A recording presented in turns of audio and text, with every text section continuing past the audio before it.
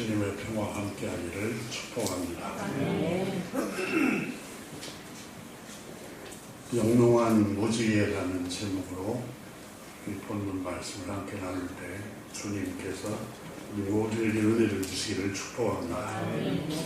미국의 유대교 신학자이자 랍비인 마빈 토케이어가 히브리어 잠언이라는 책을 썼는데 그 책에 나오는 이야기를 하나 듣습니다. 어느 마을에 랍비가 제사장이 밤마다 날이 새도록 노름하고 있다는 소식을 들었습니다.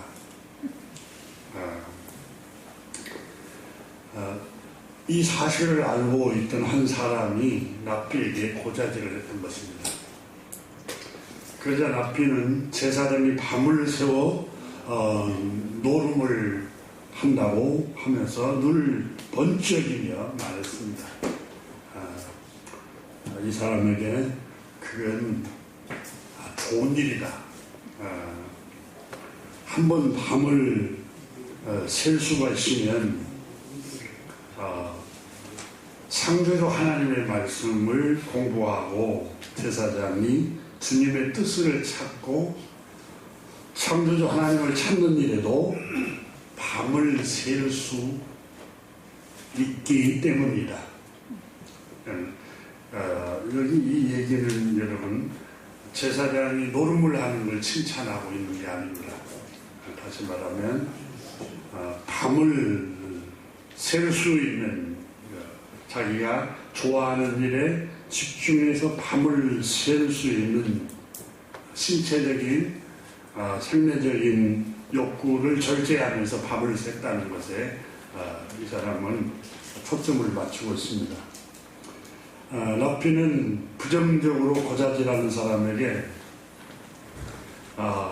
밤을 셀 수 있다는 것은 좋은 일이라는 겁니다. 낙관적으로 바라보는 것입니다. 고자질한 사람은 이 사람의 부정적인 면을 바라보고 고자질을 했습니다. 하지만 랍비는 밤을 새서 자기가 좋아하는 일을 할 수 있다는 것. 그러니까 긍정적인 면에서도 또 하나님의 말씀을 공부하고 또 주님을 알아가기 위해서 밤을 셀 수 있는 습관이 이렇게 될 수 있다는 것 때문에 낙관적으로 바라보고 얘기했던 것입니다. 이 얘기 속에는 모든 사물을 낙관적으로 바라보라는 겁니다. 이 얘기는 오늘 본문 우리가 읽은 노아 홍수로 인해서 트라우마를 겪고 있습니다. 불안, 두려움, 근심, 걱정에서 노아와 그의 아들들은 유출이 되고 있습니다. 하지만 긍정적인 면이 있었습니다. 그것은 이 홍수로 인해서 하나님의 음성을 듣기 시작했던 겁니다. 그럼 우리는 우리 일상생활을 하면서 세상에 우리는 집중하고 또 취해서 살아갑니다. 그러다가 가정에 큰 우환이 있고 시련이 있고 아픔과 또 고난이 찾아오게 되면은 그때 우리는 주님을 생각하는 일들이 종종 있게 됩니다. 성경에도 시편 기자도 환난 날에 주님을 찾으라 이렇게 말씀하고 있지 않습니까?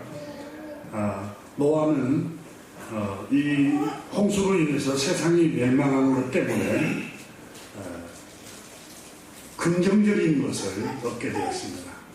다시 말하면 왜 세상은 멸망하는가? 그리고 왜 하나님의 저주와 심판은 임하는가? 이걸 너무 선명하게 그는 배웠고, 그래서 그가 노아와 노아의 아들들과 그의 며느리, 그의 아내와 아내가 살았는데 노아가 이 소식을 전해주고 있습니다. 창세기는 BC 1300년경에 아니 그 이후에 그 모세를 통해서 기록했지만 노아는 훨씬 전의 사람입니다. 근데 어떻게 노아의 소식을 모세가 기록을 했을까요? 노아가 그 후손들이 계속해서 왜 세상이 멸망을 받고 나는 하나님의 은혜를 입었는가에 관해서 후손들에게 전해줬던 것입니다. 오늘 성경은 우리에게 노아를 통해서 교훈을 몇 가지를 하고 있습니다. 창세기에 우리가 노아는 이 홍수를 통해서 배웠던 것 중에 하나가 하나님이 세상을 심판하고 멸망시킬 때 멸망할 시기가 언제냐 보니까 창세기 6장 2절에 보니까 2절 3절에 보니까 자기들이 보기에 좋아하는 대로 살아간다는 겁니다. 여기는 창세기는 하나님의 아들들이 사람의 딸들의 아름다움을 보고 자기들이 좋아하는 모든 여자를 아내로 삼았다 이렇게 표현했지만 이 말씀 속에는 주님의 말씀을 따르지 않고 자신들이 좋아하는 대로 살았다 그 말입니다. 자신들의 욕망과 자신의 욕정이 주인이 되어서 자신의 육체의 욕망과 욕정이 이끄는 대로 생활했다라는 의미로 해석할 수 있습니다. 악하고 음란하고 정욕대로 생활했다. 그래서 세상이 멸망이 왔다는 점을 이 노아 홍수를 통해서 이 긍정적인 면을 배웠던 겁니다. 그리고 3절 창세기 6장 3절에 보면은 그들이 육신이 됩니다 이렇게 표현했습니다. 2절을 다시 설명했는데 이미 우리가 같이 살폈습니다만은 여호와께서 이르시되 창조주 하나님이 말씀하시되 나의 영이 영원히 사람과 동행하지 않겠다. 왜냐하면 그들이 육신이 됐기 때문이다. 육신이 됐다는 말을 갈라디아서 5장에서 우리는 설명을 했습니다. 육신이 있다는 말은 육체의 욕구와 육체의 정욕과 본능대로 말씀하는 거예요. 악하고 음란하게 생활한다. 그래서 창세기 6장 5절에 보면은 여호와께서 사람의 죄악이 세상에 가득함과 그리고 그의 마음으로 생각하는 모든 계획이 항상 악할 뿐임을 보시고 여기서 악하다는 말은 항상 자기 이익만 생각하는 거예요.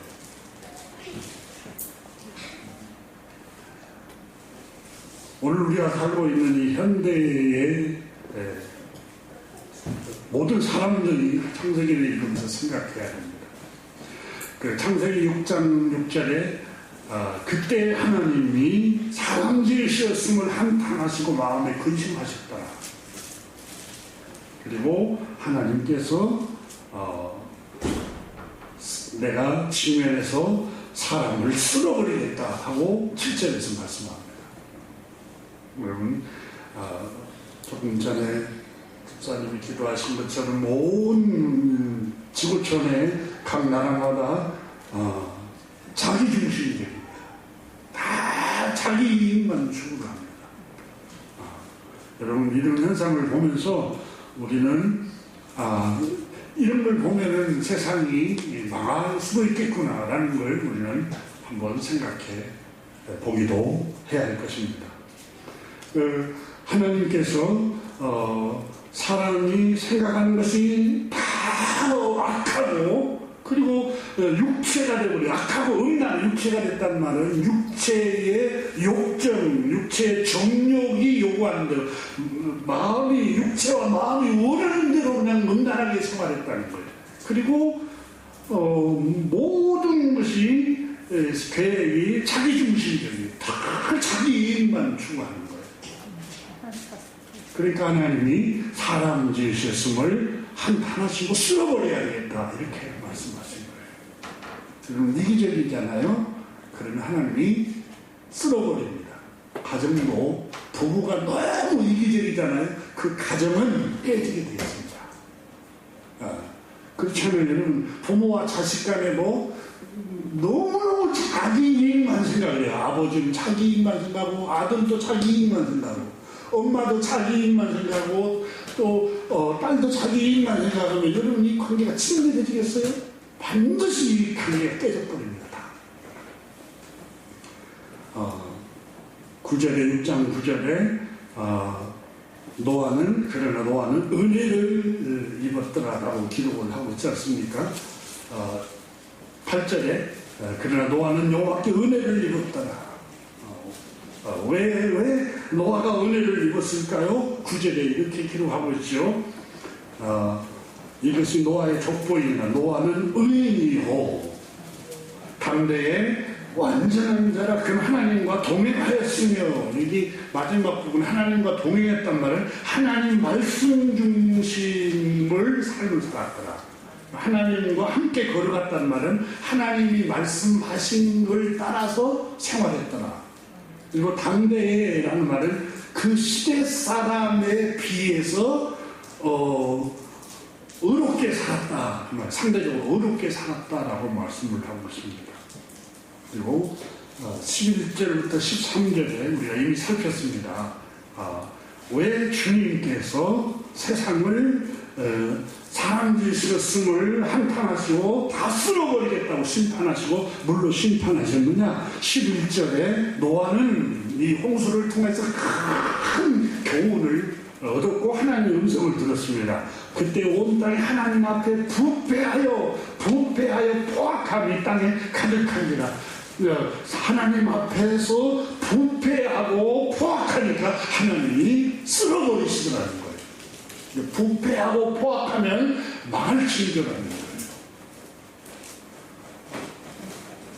거예요. 하나님 보신즉 12절에서 땅이 부패하였으니 이는 땅에서 모든 혈기 있는 자의 행위가 부패함이었더라. 근데 13절에 하나님이 노아에게 이르시되 모든 혈육 있는 자의 포악함이 땅에 가득함으로 계속 강조되게 있는 게 부패했다, 포악했다, 육체가 되어버렸다, 자기들이 좋아하는 대로 살아버리더라. 계속해서 강조하는 게 하나님 말씀 중심에 살지 않고 자기 육체와 마음이 원하는 대로 생활을 해버리더라는 거예요. 그리고 어려서부터 항상 악하고 자기중심적인 모든 게 자기에게 이익만 생각하는 거예요. 노아는 이 큰 홍수, 트라우마, 이 두려웠고 불안한 홍수를 통해서 긍정적인 것을 배웠어요. 이렇게 살면 망하는구나. 하나님께서 이런 사람에게 은혜를 주시는구나. 이 음성을 들었던 겁니다.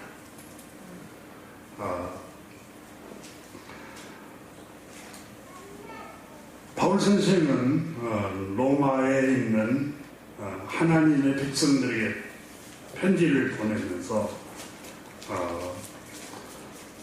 모든 우리 일상생활에 일어난 여러 가지 시련들, 고난은 긍정적으로 바라보면 축복이라는 겁니다. 로마서 8장에 너무 귀한 말씀이죠. 이와 같이 성령도 우리의 연약함을 도우시나니, 그러면서 28절에 우리가 알거니와 하나님을 사랑하는 자 곧 그 뜻대로 부르심을 입은 자들에게는 모든 것이 협력하여 선을 이루느니라. 여러분, 독일의 철학자 헤겔이라는 분이 정반합이라는 학설을 주장한 게 아마 이분이 성경을 이걸 통해서 배웠던 것 같아요. 정과 반이 계속 대립관계를 하고 갈등관계를 일으키지만 결국은 합을 더 좋은 역사를 발전하게 만든다는 거예요. 그러니까 오늘 바울 선생님께서도 우리가 알고 있지 않습니까? 이렇게 말하고 있습니다. 그러니까 하나님을 사랑하는 자, 그 뜻대로 부르심을 입은 자들에는 모든 것이 염려하여 선을 가져온다는 걸 우리는 알고 있지 않습니까? 이렇게 말하고 있습니다. 여기서 우리가 알거니와 로마서 8장 28절에 하나님을 사랑하는 자, 그 뜻대로 부르심을 입은 자에게는 모든 것이 결국은 복을 가져옵니다. 선을 가져옵니다. 이 말은 우리가 알거니와 이 말을 원문에 찾아보니까 헬라말로 에이도라는 단어가 있었는데 보다 우리 말 뜻은 인지하다, 깨닫다, 느끼다, 발견하다. 우리가 인지하고 있지 않습니까? 우리가 깨닫고 있지 않습니까? 우리가 보고 있지 않습니까? 우리가 경험해보는 거 아닙니까? 우리가 느끼지 않습니까? 우리가 발견했던 거 아닙니까? 무엇을 말입니까? 바로 하나님을 의지하고 하나님을 말씀을 믿고 하나님을 예배하는 사람들은, 하나님의 백성들은 모든 일이 서로 작용을 해서 마침내는 좋은 결과를 이룬다는 사실을 우리가 느끼고 우리가 경험하고 우리가 인지하고 있는 사실 아닙니까? 바울 선생님이 그렇게 말하고 있는 겁니다. 우리 앞에 엄습해오는 여러 가지 도전들, 여러 가지 시련들, 수많은 환경들이 우리를 두렵게 합니다. 노아도 그랬습니다. 그러나 노아는 그 모든 세상 사람들이 다 물에 쓸려 내려가서 멸망하는 그걸 보면서 부정적인 것만 있지 않아서 낙관적으로 보면은 왜 세상이 멸망하는가? 왜 사람들이 하나님이 주신 복을 누리지 못하고 살아가는가? 그 음성을 듣고 그걸 기록을 해놓고 있는 겁니다. 우리는 우리 앞에 여러 가지 환경들이 있습니다. 그것 때문에 우리는 근심이 되고 또 불안하고 또 염려가 되고 잠 못 이루는 밤을 보내기도 합니다. 자녀 문제 때문에, 아들 문제 때문에, 딸 문제 때문에, 직장 문제 때문에, 또 남편이나 아내 건강 문제 때문에, 우리는 여러 가지 재정적인 문제 때문에 우리는 그것 때문에 초조하기도 하고 불안하기도 하고 때로는 잠 못 이루는 밤을 보내기도 합니다. 하지만 우리는 여러분 하나님을 사랑하는 사람들, 그 뜻대로 주님의 자녀로 부르심을 입은 모든 하나님의 자녀들은 모든 일이 서로 작용을 해서 결국은 좋은 결과를 가져온다는 사실을 우리는 알고 있지 않습니까? 바울 선생이 로마에 있는 교우들에게 그렇게 선교를 했던 겁니다.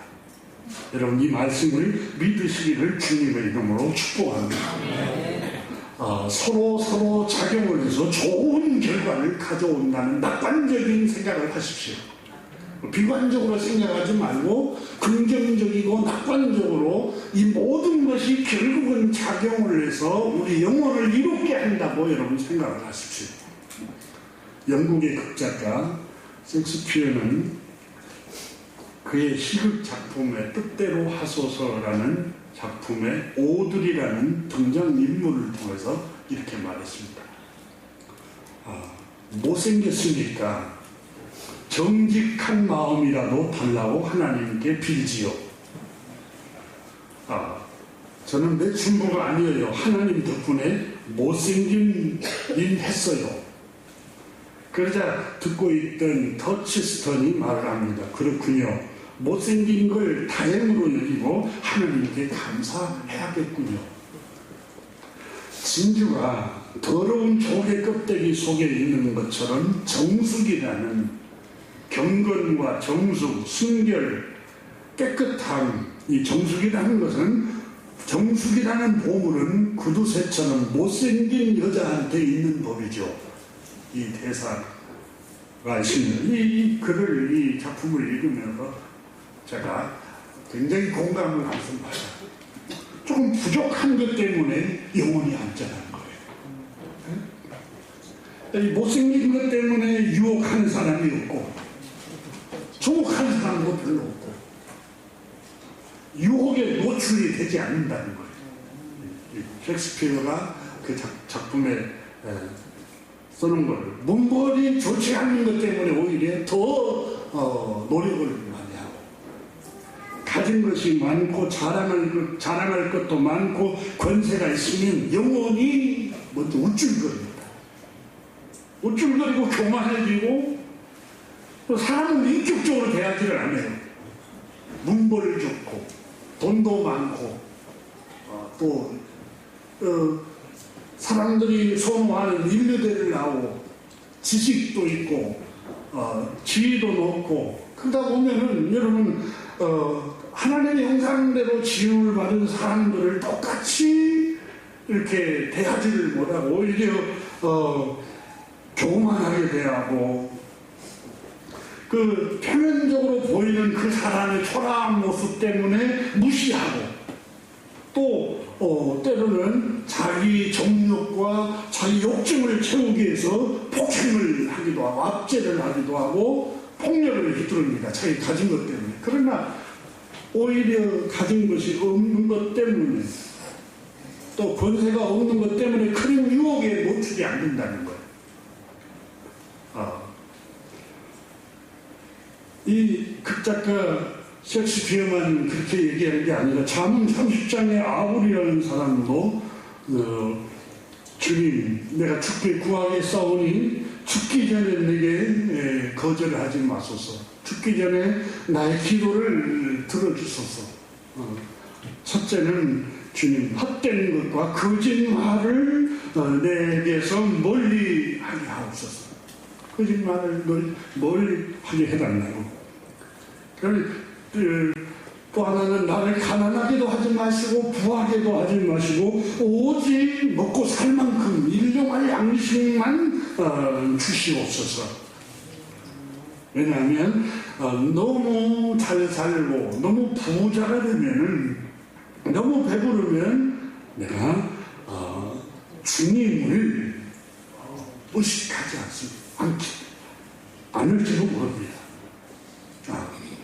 여호와가 누구냐? 주님이 누구시냐? 다 내 노력으로 됐고 내 힘으로 됐고 내 수완으로 됐고 내가 안 쓰고 안 먹고 장사를 잘하고 사업을 잘해서 이렇게 되었지 이렇게 말할 수도 있습니다. 또 너무 가난하면 내 마음에 유혹이 들어올 수 있습니다. 도둑질하고 싶은 유혹, 남의 탐나는 물건을 어떻게 하면 뺏어올까 하는 그런 마음의 갈등과 유혹이 와서 내 영혼이 범죄할까, 하나님의 이름을 욕되게 할까 두렵기 때문입니다. 이렇게 기도를 하나님께 드렸던 겁니다. 겨우 여러분, 우리는 뭐 때문에 고민하고 번민할까요? 뭐 때문에 우리는 불안해합니까? 우리 약함 때문에, 우리에게 일어나는 여러 가지 불리한 시련 때문에, 고난 때문에 여러분 상처를 입고 또 고통을 겪고 괴로워하고 있는 경우들이 종종 있습니다. 하지만 그 약함이 오히려 우리의 영혼에게는 더 유익하고 더 잘될 일이라는 것을 성경은 말씀하고 있습니다. 성경에 나오는 말씀만이 아닙니다. 저 영국의 극작가가 써놓은 그 책에만 그렇게 하지 않고 있습니다. 지구촌에 일어나는 지금 현상을 보십시오. 여러분, 러시아라는 나라, 세계에서 가장 땅이 큽니다. 그 자원이 제일 많습니다. 가스, 석유, 굉장히 자원이 너무너무 많은 나라입니다. 강대국입니다. 핵까지 전쟁 무기를, 핵 무기를 세계에서 가장 많이 갖고 있는 나라입니다. 그런데 그 강함 때문에 여러분 어떻게 합니까? 폭력자가 되고 있습니다. 깡패입니다. 깡패. 그 강함 때문에 여러분 그 유럽에 그 붙어있는 주변에 동료를 붙은 조그마한 나라들 보세요. 깡패 노릇을 하지 않습니다. 그 이웃을 괴롭히는 일을 하지 않습니다. 그 약함 때문에. 근데 오히려 강함 때문에 그 작은 나라도 다 무기를 동원해서 폭격을 가해서 폭력을 막 행사해서 다 빼앗아 오려고 세계적으로 다 손가락짓을 하고 있습니다. 손가락짓. 작년에 저희 교회에서 한 교회를 우크라이나 선교를 하는 교회를 이제 선교를 지금 하고 있는데 그분이 그 선교사님 한 분이 그 얘기를 하시더라고요. 러시아는 여행 갈 곳이 못 됩니다. 언제 지도새도 모르게 사람이 없어집니다. 우리나라 안기부처럼 그런 기관이 있는가 봐요. 그리고 거기에서 독립국가를 선언했던 그 주변 우즈베키스탄, 키르기스탄, 그 중앙아시아 쪽도 위험하대. 왜냐하면 언제 사람이 없어졌는가도 모른대요. 공산주의 그 비밀 그 조직들이 아직도 활동을 한다고 그래요. 근데 그 러시아라는 나라 손가락질을 당하고 세계인들이 다 비난을 하고 있습니다. 다 비난을 하고 있고, 근데 왜 그렇습니까? 그들이 강한 것 때문에 그런 폭군이 되어버린 거예요. 여러분 지금 한참 세계 경제를 다 뒤흔들고 있는 미국의 트럼프를 생각해 보십시오. 부동산 개발업자로 최고의 부자가 되었습니다. 근데 이 부 때문에 여러분, 이 부한 것 때문에 온전한 가정을 다 보존을 못하잖아요. 첫 번째 부인도 버리고 두 번째도 버리고 그냥 그 많은 돈 때문에 얼마든지 그냥 가정을 살 수 있다고 생각을 하는 거예요. 그리고 그것 때문에 그 유명세 때문에 이제 미국의 권력까지 잡았습니다. 이 사람을 다 전 세계인들이 지금 욕하고 있습니다. 뭐 때문에 이 사람은 그런 유혹에 빠지고 폭군 노릇을 하고 있습니까? 강한 것 때문에, 강한 것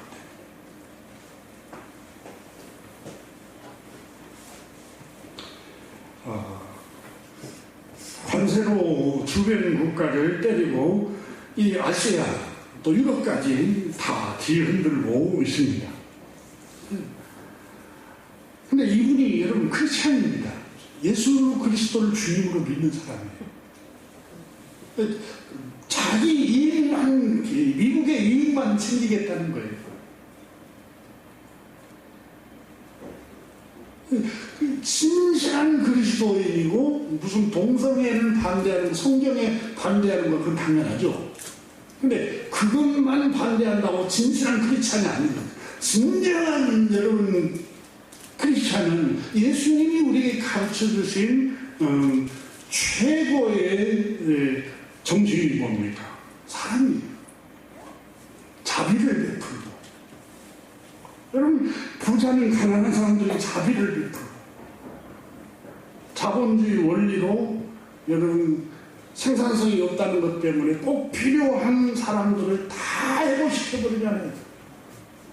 경제적으로 불필요한 소비가 된다고.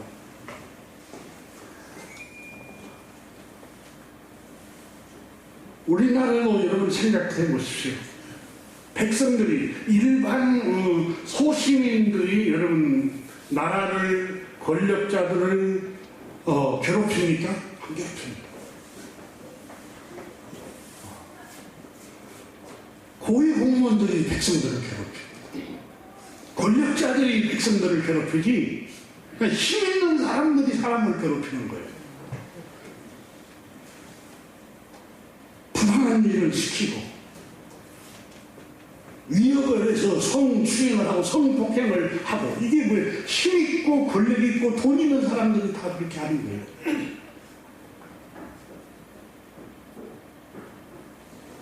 대학 총장, 국회의원, 시장, 지위에 올랐다고 하는 사람들이 성공했다고 환호하고, 야, 출세했다고 환호하지만 영혼이 망가지고 있습니다. 사람을 위협하고 육체 정욕의 유혹에 노출이 되고, 사람들에게 위협하고 폭행을 가하고 성폭행을 하면서 그들을 폭력을 덮으려고 하고, 이게 여러분 가진 사람들이 하는 일이에요. 약한 사람들은 그런 유혹에 노출돼서는 안 됩니다. 가난한 것 때문에, 또 지위가 없는 것 때문에, 또 연약함 때문에. 그러니까 여러분 모든 게 강하고 성공하고 권력 있고 가지고 화려한 것만 좋은 게 아니에요. 영혼이 망가져요. 영혼이. 아까 제가 소개했던 것처럼 셰익스피어 같은 분도 못생긴 것 때문에 오히려 영혼이 안전하다는 거예요. 조금 부족한 것 때문에 내 영혼이 안전한 거예요. 내 영혼 평안해, 내 영혼 평안해. 여러분 조금 부족한 것 때문에 하나님 앞에 겸손하고, 내가 부족한 것 때문에 우쭐거리지 않고, 내 영혼이 오히려 내가 건강이 조금 약한 것 때문에 더 조심하고, 먹는 것도 조심해. 여러분 건강이 좋은 사람은 먹는 음식을 나놓고도 우쭐거려요. 아무거나 소화 잘 되니까 아무거나 먹어도 난 상관없어. 교만한 사람. 그러나 조금 연약한 사람들은 먹는 것도 겸손해. 조심해.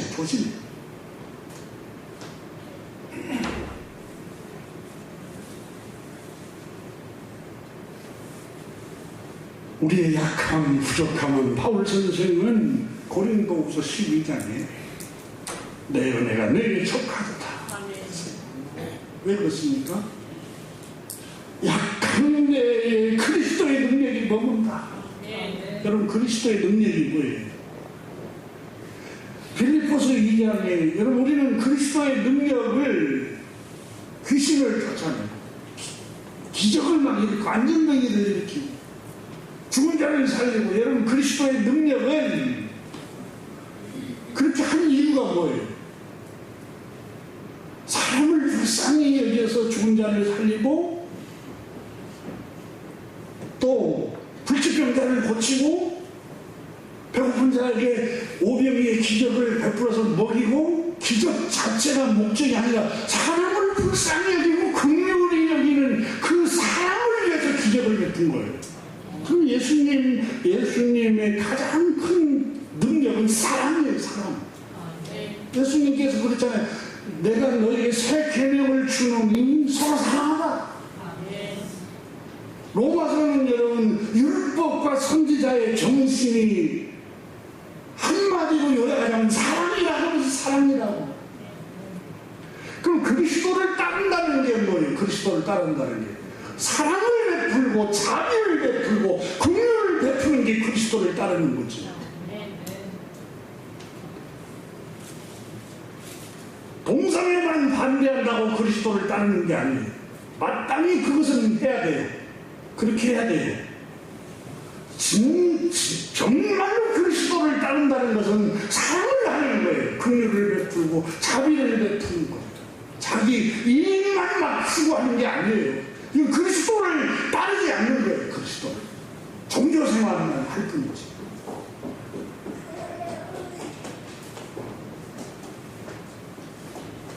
하나님 교회 여러분, 우리는 조금 부족한 것 때문에 우리는 괴로워하고 또 긴장하고 두려워하고 염려하고, 그렇지만 그것이 우리의 영혼을 더 안전하게 만든다는 거예요.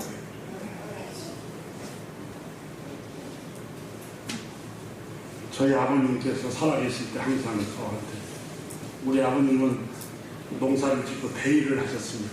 그래서 항상 대일을 하시면 집에 앉아있으면서 사사삼경을, 명심보감, 또 논어 이 책을 옆에다 놓고 읽으시면서 하셨어요. 그래서 저한테 항상 교훈하는 것 중에 하나가, 대일을 하시면 대나무에 키를 하려고 하면 배를 쪼갭니다. 이렇게 가늘게 쪼으면 이렇게 이 정도 가늘어져요. 그래서 이렇게 나긋나긋해요. 그러면서 내가 이렇게 사람이 이 대나무, 이게 쪼갠 대나무처럼 이렇게 나긋나긋해야 부러지지 않는다. 근데 꼿꼿하면 바람에 부러진다. 이렇게 저한테 말씀을 하고 나셨습니다. 강한 것 때문에 오히려 부러지는 경우가 하다합니다. 강한 것 때문에 오히려 더 사람을 괴롭히고 폭행을 하고 폭력을 해고 사람을 배려할 줄을 몰라요. 강한 것 때문에.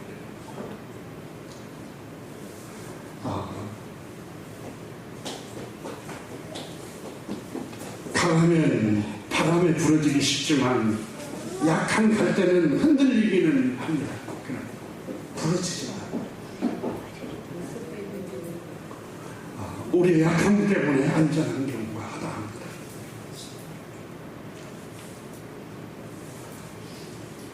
야고보서 1장 2절 이하에, 형제들아 너희가 여러 가지 시련을 만나거든 온전히 기쁘게 하리라.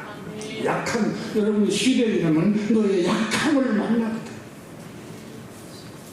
약한 것들을 만나거든, 잠 못 이루는 밤을 보내는 그런 환경을 만나거든 낙담하지 말라는 말이에요. 그래서 온전히 기쁘게 여기라는 말은 막 어떻게 웃고 어떻게 막 기뻐하고 희득거리시죠. 그 얘기가 아니라 비관적으로 생각하지 말라는 거예요.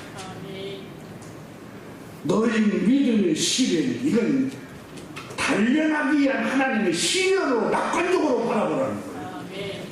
그리고 인내하라, 인내하다.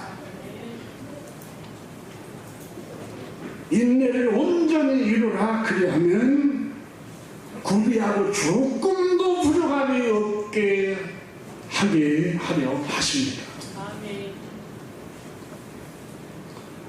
우리를 창조하시고 우리에게 복을 주시는 우리 하나님께서는 항상 긍정적으로, 낙관적으로 생각하라는 거예요. 희망으로 바라보라고 말씀하고 있는 것입니다. 오늘 본문 우리가 읽은 창세기 9장 11절 이하에 보면은 창조주 하나님께서 노아와 그의 가족들에게 말씀을 합니다. 내가 너희와 언약을 세우리니 다시는 모든 생물을 홍수로 멸하지 아니할 것이라. 영원히 세우는 언약의 증거로 내가 무지개를 구름 속에 두었나니. 이것은 창조주 하나님께서 다시는 너희를 물로 멸망하지 않겠다는 언약이다, 약속이다, 이렇게 말합니다.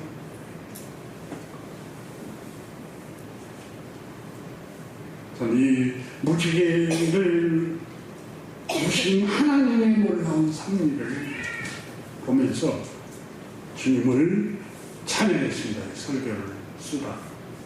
이와 같은 때엔 난 노래하네, 사랑을 노래하네, 주님께 이와 같은 때엔 손 높이 드네. 이렇게 주님 감사해요.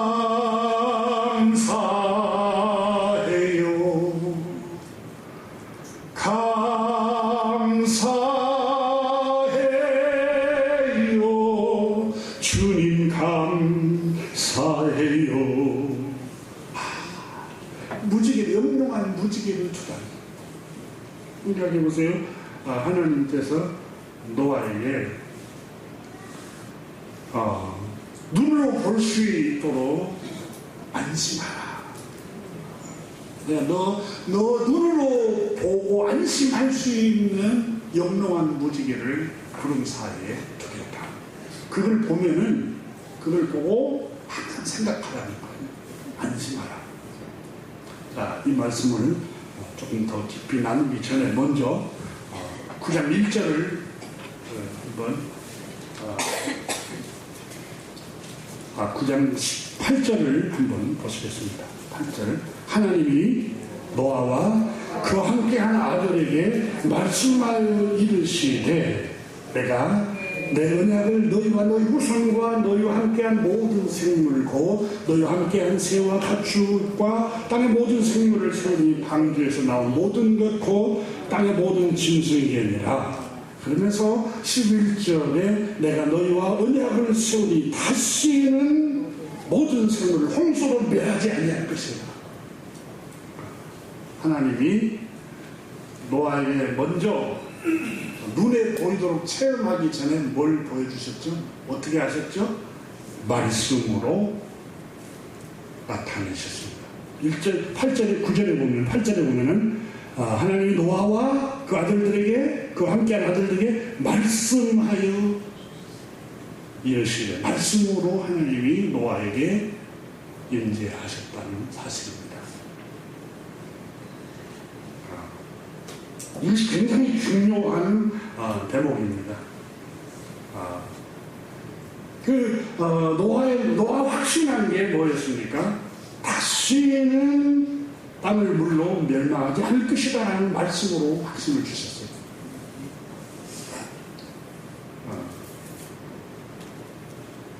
노아 마음속에 9장 우리가 1절을 보면은 하나님이 노아와 그 아들들에게 복을 주시며 이르시되 생육하고 번성하여 땅에 충만하라 이렇게 하나님께서 말씀하시면서 3절에 이것을 너희에게 먹이로 또 주노라 이렇게 말씀하십니다. 그리고 오늘 본문 9절에서 8절에서 노아에게 또 말씀하여 이르시되 이렇게 말씀으로 하나님께서 노아에게 안전하다, 염려하지 말라고 말씀합니다. 노아의 마음속에 생육하고 번성해라 하나님의 음성이 들렸어요. 생육하고 번성해라. 절망하고 낙담하고 물로 모든 생물들이 다 멸해버리고 없어졌다고 해서 주저앉지 말고 다시 희망을 품으라고 말씀을 하고 있죠. 근데 오늘 성경에 보면은 노아에게 하나님이 주신 놀라운 계시는 말씀이었습니다. 말씀으로 노아에게 자신을 나타내신 것을 볼 수가 있습니다. 여러분 사무엘상 3장에 가면은 하나님이 자기를 나타내시는 모습이 나옵니다. 그게 하나님은 전능하신 창조주 하나님인데 우리 육신의 눈으로 볼 수가 없어요. 그런데 나타냈습니다. 자, 모세는 여러분 떨기나무 가운데, 호렙산에서 떨기나무 가운데 불이 활활 타오르는데 꺼지지 않아요. 그럼 불이 하나님입니까? 아니잖아요. 그때 하나님께서 모세에게 나타났었어요. 뭐라고 나타났었죠? 모세야, 모세하고 내가 서 있는 땅에서 신을 벗어라. 누구십니까? 나는 스스로 있는 창조주 하나님이다. 모세가 하나님을 어떻게 보았죠? 떨기나무 불꽃으로 본 게 아니에요. 말씀으로 하나님을 경험합니다. 말씀으로. 여러분 우리가 잘 기억을 해야 돼요. 왜냐하면 잘못하면은 하나님이 누구신가를 오해합니다.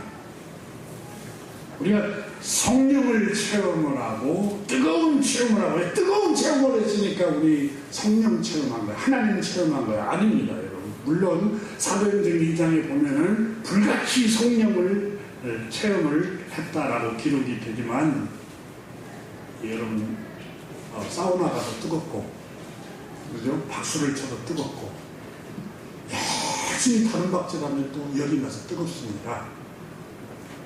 그러나 하나님의 본질, 하나님은 어떻게 나타나시느냐? 말씀으로 나타나십니다. 여러분 사무엘상 2장에 가면 1장부터서 이렇게 살펴보면은 사무엘의 하나님이 나타나시는데 엘리 제사장 밑에서 수업을 받습니다. 한나가 어린 사무엘을 제사장 엘리 하나님을 가장 경험을 많이 하고 가까이 했던 제사장 엘리 제사장이 노인이 됐습니다. 그러니까 그분에게 하나님이 누구신가를 배우기 위해서 거기에다가 데려다 놓고 살게 했는데 어느 날 잠을 자는데 사무엘아 하는 어린 사무엘에게 음성이 들려와요. 그러니까 벌떡 일어나가지고 엘리 제사장에게 달려가고 내가 여기 있나이다. 나를 부르셨습니까? 그러니까 엘리 제사장이 너는 부른 적이 없다. 가서 자거라. 또 어느 정도 잠을 청해서 자고 있는데 또 자기를 부르는 소리가 들리길래 또 가서 달려갑니다. 달려가는데 왜 이렇게 잠을 자다가 깨느냐? 가서 잠을 푹 자거라. 나 너 부른 적이 없다. 세 번째 또 가서 하니까 깜짝 놀랍니다. 사무엘 엘리 제사장이 하나님께서 어린 사무엘을 부르시고 사무엘이 말씀하시는구나. 그러면서 사무엘아 또 너를 부르는 소리가 나니까 주님 내가 여기 있나이다. 종에게 말씀하시옵소서 이렇게 대답해라. 정말 그렇게 잠자리에 들어가서 잠을 들었는데 또 사무엘을 부르자 사무엘이 벌떡 일어나서 깨어서 주의 음성을 듣습니다. 그러면서 내가 엘리 가정에 관해서 너에게 말을 하겠다. 또 이스라엘의 장래에 관해서 너에게 말씀을 주겠다 이렇게 말씀합니다. 그러면서 사무엘상을 여러분 한번 열어보아야 할 이유가 있습니다. 전체 다 사무엘상을 보십시오. 하나님이 우리에게 어떻게 나타나시는가를 우리가 한번 봐야 3장을 한번 보십시오. 3장 21절을 한번 같이 봅니다. 한번 읽습니다. 사무엘상 3장 21절 여호와께서 실로에게 다시 나타나시되 여호와께서 실로에서 여호와의 말씀으로 사무엘에게 자기를 나타내시니라. 여기 중요한 여러분 혹시 중요한 것을 표시해 주세요. 말씀으로 자기를 나타내십니다. 여기에 표시를 해주세요. 하나님은 선지자들에게 나타내실 때도 자기를 나타내실 때 말씀으로 나타내시더라. 하는 놀라운 하나님의 말씀입니다. 그래서 사도 요한도 요한복음 1장에 태초에 말씀이 계시니라. 이 말씀이 하나님과 계셨으니 함께 계셨으니 이 말씀은 곧 하나님이시니라.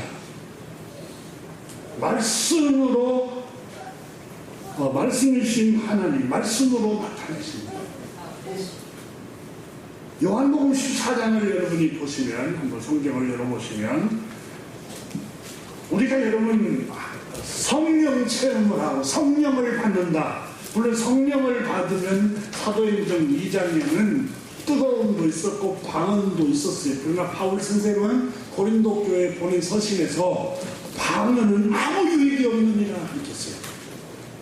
방언은 사람들이 알아들을 수 없는 방언은 아무 유익이 없다 이렇게 했어요. 알아들을 수 있는 교훈을 얘기할 때 사람에게 유익이 있지 방언은 유익이 없어요. 유익이. 이게 뭐 방언을 했기 때문에 내가 성령님과 동행한다 절대 아니에요. 성령 하나님은 주님께서 우리 말씀이 육신이 되어 오신 우리 주님께서 요한복음 14장 16절에서 이렇게 말씀합니다. 내가 아버지께 구하겠으니 다른 보혜사 나와 똑같은 사역을 하시는 성령님 보혜사를 위로자를 너희에게 보내사 주사 영원토록 너와 함께 하게 하실 것이다. 성령님을 너희에게 아버지께서 보내주시겠다는 거예요. 성령님. 그럼 성령님이 누군데요? 말씀이 육신이 되오신 복되신 우리 주님이 말씀하시기를 17절에 요한복음 14장 17절에 그는 진리의 영이라. 진리의 말씀을 한다는 거예요. 우리가 오해하지 말아요. 성령을 뜨겁게 체험했다. 그러니까 손이 뜨겁고 가슴이 뜨겁고 이게 성령의 본질이 아니에요. 성령님은 말씀으로 찾아갑니다. 말씀. 어떻게 우리가 그걸 또 확인할 수 있나요? 우리 주님께서 말씀하시기를 요한복음 14장 26절 보세요. 보혜사 성령님은 곧 아버지께서 내 이름으로 보내실 성령 그가 너에게 모든 것을 가르치시고 진리로 가르친다는 것. 그리고 내가 너희에게 말한 주님이 우리에게 가르치신 말씀들 있잖아요. 주님이 우리에게 가르치신 말씀이 복음서에 마태, 마가, 누가, 요한복음 또 신약성경에 다 기록되어 있잖아요. 그 말씀 내가 너희에게 가르치고 내가 너희에게 말한 모든 것을 생각나도록 말씀이 생각나도록 하는 거예요. 그 성령님의 본질은 말씀이 자꾸 생각나는 거예요. 말씀이. 뜨거운 체험에다 손이 막 떨리다. 이게 아니에요. 뭐 방언을 이게 본질이 아니에요. 그 신비주의 한국 기독교를 오염시키는 종교 지도자들이 그것이 본질이냐. 그것만 체험하고 그것만 체험했기 때문에 기독교인이고 구원받았다고 하고 자비를 베풀지 않고 더 이기적이고 더 폭력적이고 이건 종교단체고 여러분 사입이에요. 사입이.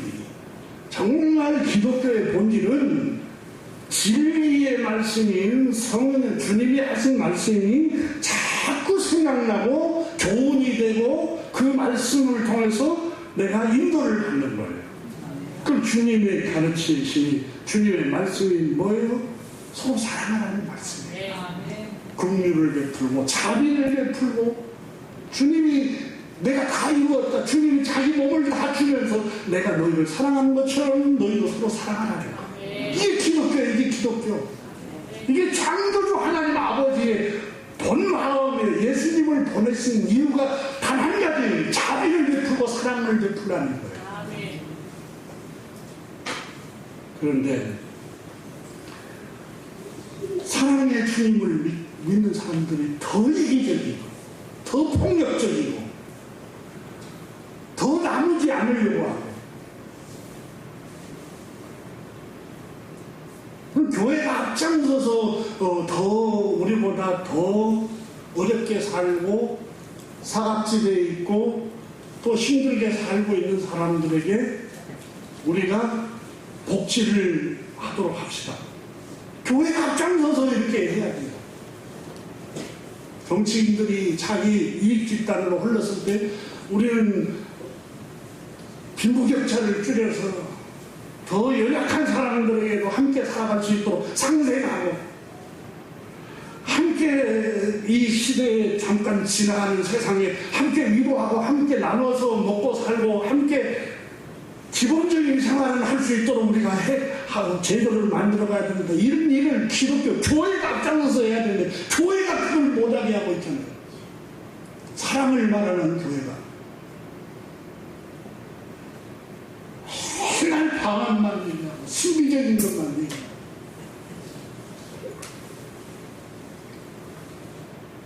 오늘 본문으로 다시 돌아가 봅니다. 오늘 본문에 우리가 기억해야 될 게 하나님께서 노아에게 말씀으로 이렇게 다가오셨다는 사실입니다.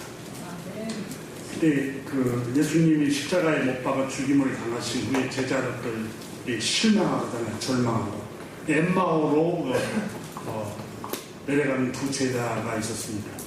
낙심이 되고 절망하고 비관적으로 생각하고 다 주님의 제자의 직분을 다 던져버리고 내려가요. 그때에 부활하신 주님이 그 사람 가운데 함께 동행을 하죠.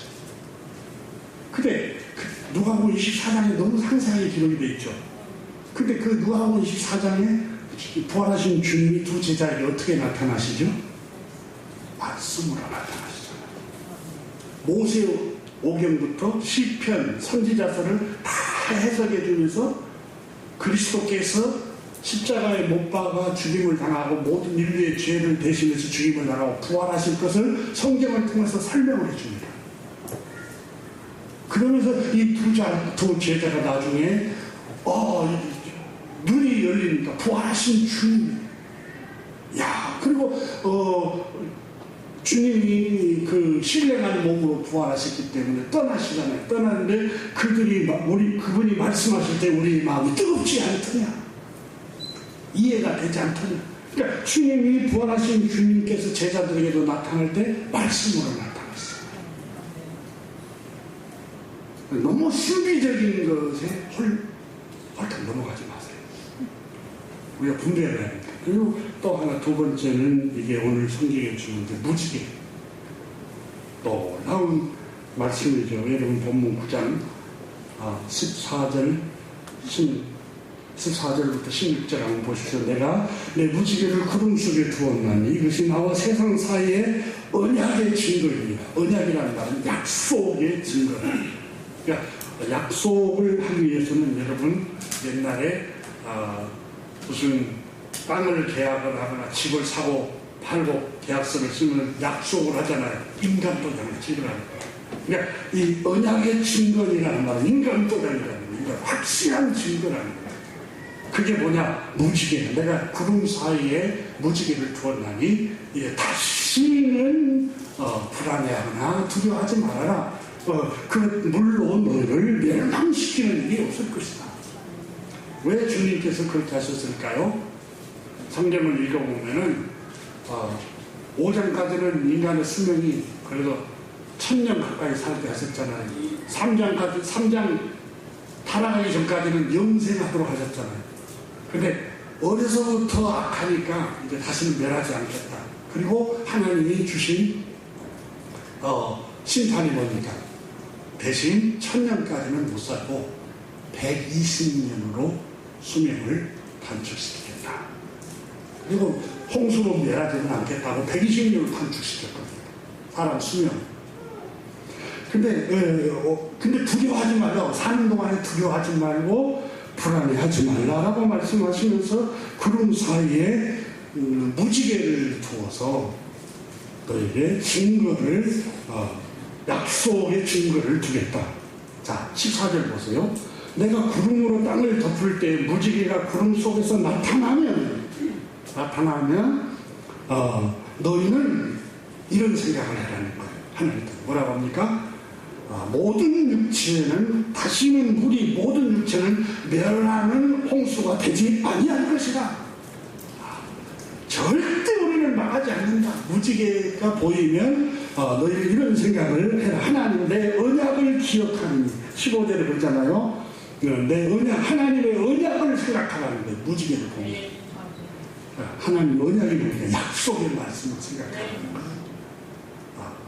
거예요. 16절에 보면은 무지개가 구름 사이에 있으니 이것은 영원한 언약을 기억하리라. 하나님의 말씀, 하나님의 약속의 말씀을 기억하게 하기 위해서 무지개를 뒀다는 거예요. 여러분, 구름 사이에 무지개를 보면은 구름이 그렇지 않겠습니까? 노아는 구름만 먹구름만 뜨면 트라우마가 있었을 거 아니에요? 홍수가 와서 또 망하는 거니까. 그러니까 구름 사이에 무지개를 보면은 하나님의 약속을 생각하는 거예요. 여러분 트라우마가 있으십니까? 너무너무 어려운 환경 속에서 여러 가지 시련 때문에 잠 못 이루는 밤을 보내는 트라우마가 있을 때마다 여러분 무지개를, 영롱한 무지개를 바라보세요. 그게 뭘까요?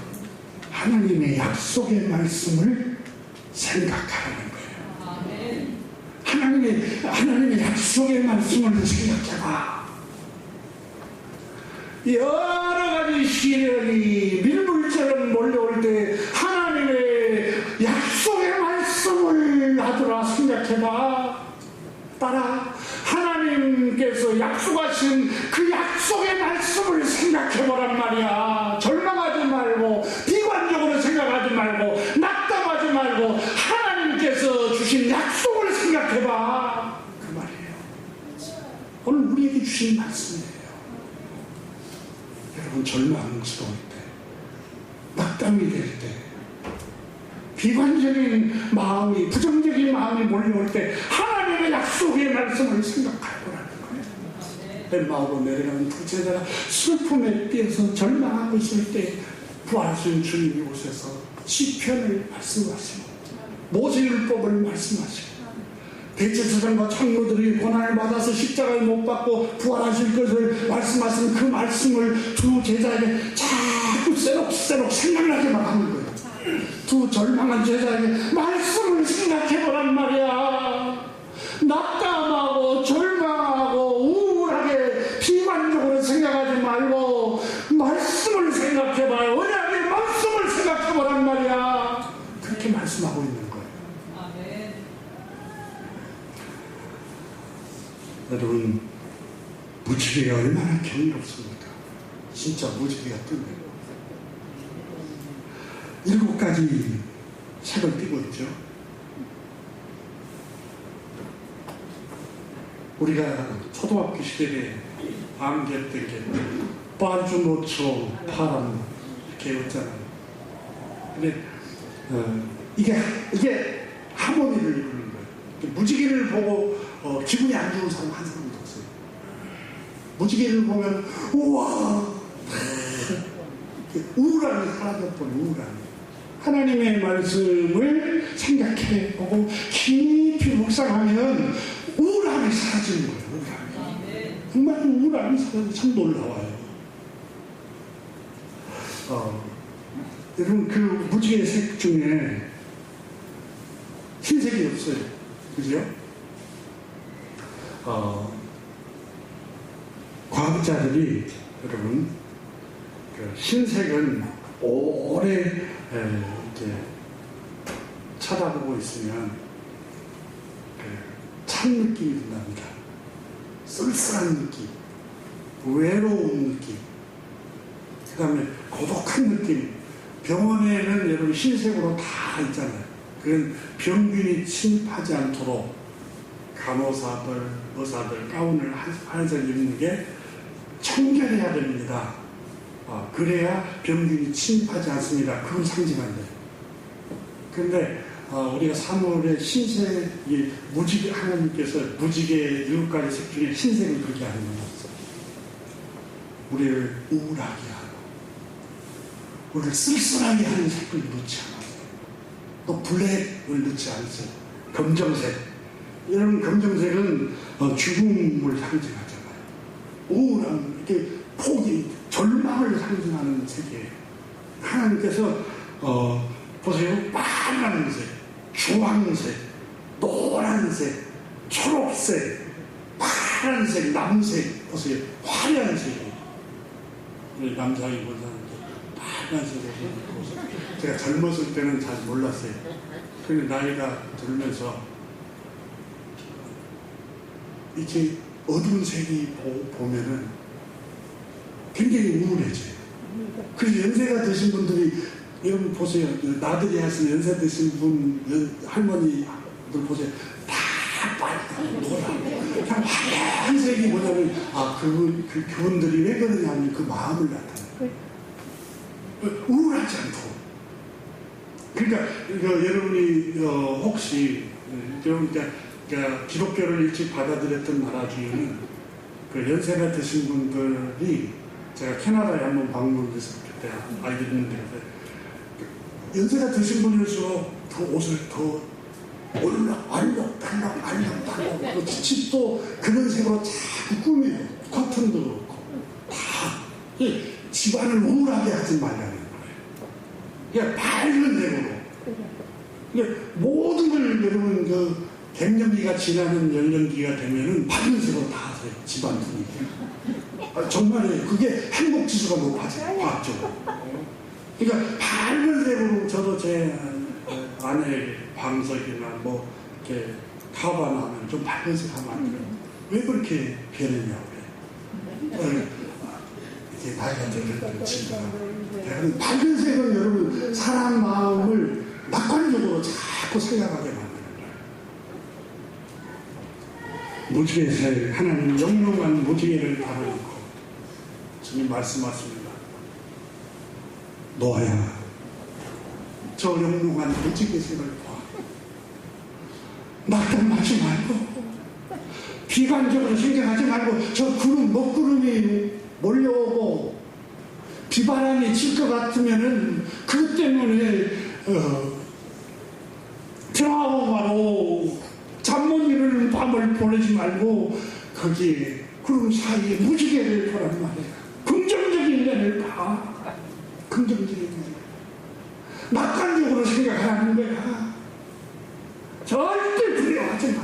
내가 다시는 변하지 않을 거야. 내가 너와 함께하고 내가 너에게 복을 주어 생육하고 번성하고 땅에 충만해야 돼.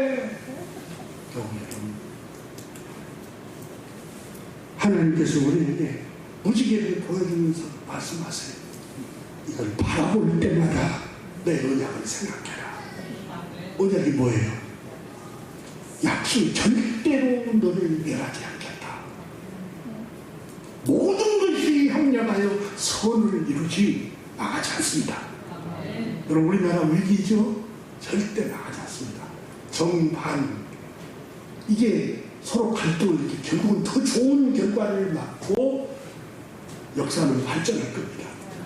또 세계 경제가 이렇게 어렵고 힘들어도 결국은 그걸 통해서 다시 또 더 좋은 결과를 가져올 수 있어요. 낙관적으로 바라봅시다.